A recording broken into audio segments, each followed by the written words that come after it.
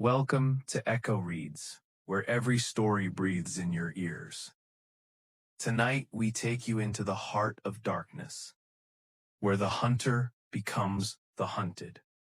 Stay close, because once you enter this tale, there is no way back. One night, a ship was sailing deep across the ocean toward an unknown island. The sea was wrapped in a strange darkness, and the sound of the waves was terrifying. On the deck of the ship stood Ethan Cross, the world's most famous hunter. Tigers, lions, rhinos. No beast had ever escaped his hands. Beside him stood his friend Lucas. He laughed and said, "Ethan, have you ever thought, if one day you become the prey yourself, then you'll know how it feels?" Ethan smirked and replied, "I wasn't born to be the hunted, Lucas. I was born to hunt." But at that very moment, the wind over the ocean seemed to protest. Far away, a strange light flickered. Ethan looked closely and realized it wasn't an ordinary light. It was eyes staring at him from the darkness. And suddenly, a violent crash. The ship rocked violently. Ethan lost his balance and was thrown into the dark ocean. Ethan woke to the sound of breaking waves. His body was soaked, shivering in the cold. Around him, dense jungle, mist and strange unfamiliar scents. He realized he had drifted onto a mysterious island. Not far away, he saw a broken iron gate, and beyond it, a giant castle. With heavy steps, Ethan walked up to the gate. As soon as he pushed it open, he saw a massive man standing there. Viktor. Viktor was no ordinary guard. His body was not like a human's, almost monstrous. A towering frame, thick limbs like iron, and eyes glowing red like blood. Dark veins spread across his face. Some whispered that he had once been imprisoned in a dungeon, where the shadow of the devil had entered his eyes. His mouth was twisted, his lips torn, and his teeth jagged, sharp enough to rip flesh apart. Each breath he took sounded like air escaping a dark cave. He never spoke, only growled like a beast. Viktor was Draven's most fearsome weapon. Whenever prey tried to escape into the jungle, Viktor was the first to hunt them down. And once he caught them, the only thing left was the sound of bones breaking, followed by silence. The moment Ethan first saw him, he understood. This was no man, but a demon born from the shadows. Without saying a word, Viktor led Ethan inside. The moment Ethan crossed the gate, his chest tightened. The air itself felt different, heavy, foul, freezing to the bone.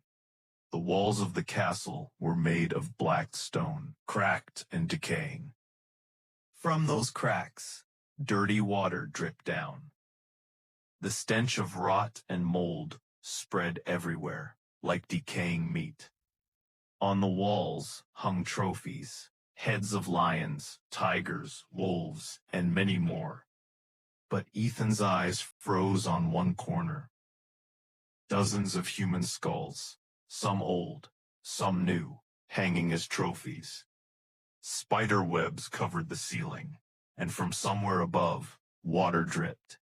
Drop, drop, drop. Each sound echoed like a shiver inside Ethan's bones. The floor creaked. Beneath his feet, as if someone unseen was walking right behind him. And then, from the end of the corridor, a deep growl shook the air. Out stepped the master of the island, Draven Volkov. Tall, bald-headed, with a white beard and a dark red scarf tied around his neck. His eyes burned with a terrifying amusement. "Welcome, Mr. Ethan," Draven said with a chilling smile. "I know much about you. You are the world's greatest hunter, but I believe you've never played the real game." Ethan frowned and asked, "What do you mean by that?" Draven slowly replied, "Hunting the hunters, that is my game." Ethan froze in shock. At dinner, Draven sat across from him and said, "On this island, I play a game unlike anywhere else. Here, the prey is human." Ethan's eyes widened. "Humans?" Draven laughed and nodded. "Yes. I release them into the jungle and let them run free. Then I become the hunter and track them down. Who survives and who dies, that is the true game." Ethan slammed his hand on the table. "You're insane." Draven rose slowly, a cold smile on his lips. "Tomorrow, when the sun rises, you, Ethan Cross, will become my prey. If you survive for 3 days, I'll let you go. If not, you will become part of my feast." The next morning, Ethan was released into the jungle. Viktor stood by the gate, holding a rifle. Ethan knew this wasn't a game. It was a fight for survival. Through the dense jungle, Ethan began to set traps, breaking branches for snares, blocking paths with thorny bushes. By noon, he heard Draven's footsteps approaching. Slow, steady, getting closer. One trap snapped, a heavy branch swung down. Draven flinched but narrowly escaped. His laughter echoed through the trees. "Good try, Ethan, but stopping me won't be that easy." As night fell, the island grew more terrifying.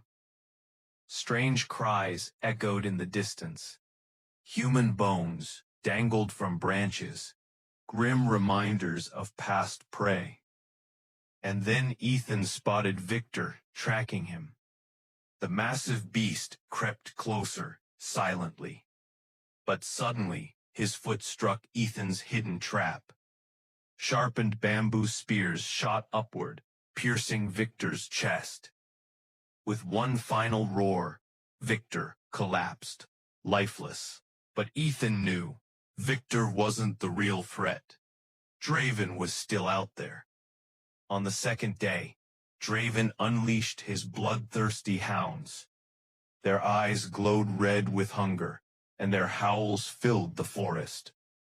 To survive, Ethan climbed up a tree, pressing himself against the trunk. Soon he heard Draven's voice echoing below. "I know you're here, Ethan. I can smell your fear." That night, even the moon in the sky looked blood red. The final confrontation. By the evening of the third day, Ethan was exhausted, starving, on the brink of collapse.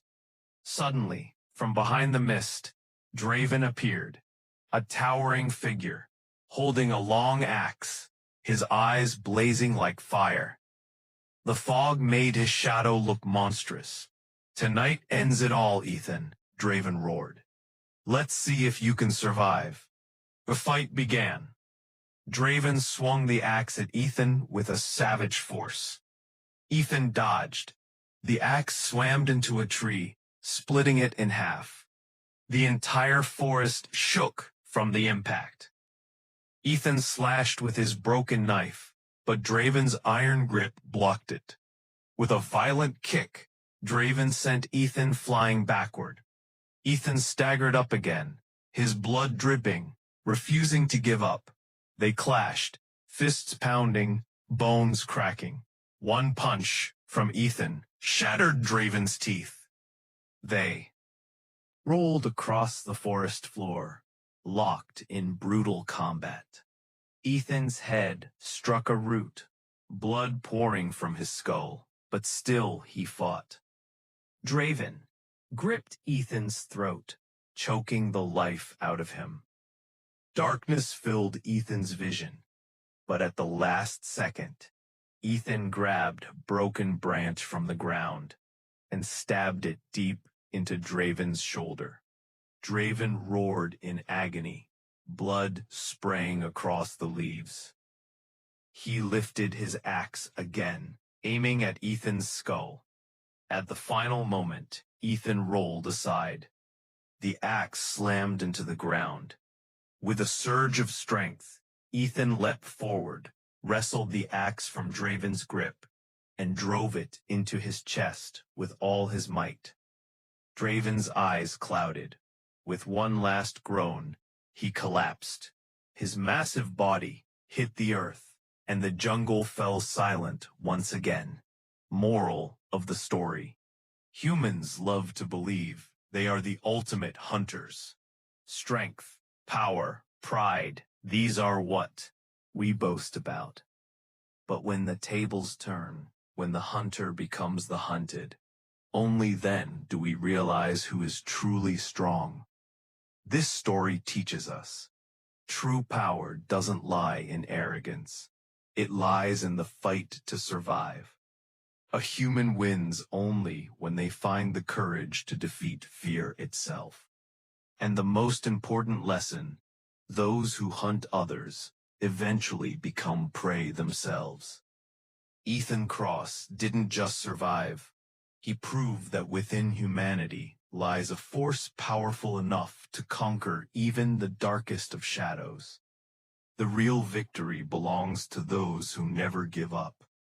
You've just listened to another chilling tale only on Echo Reads. If you enjoyed this story, don't forget to like, share, and subscribe, because here, every echo carries a new adventure. Until next time, keep listening, keep imagining.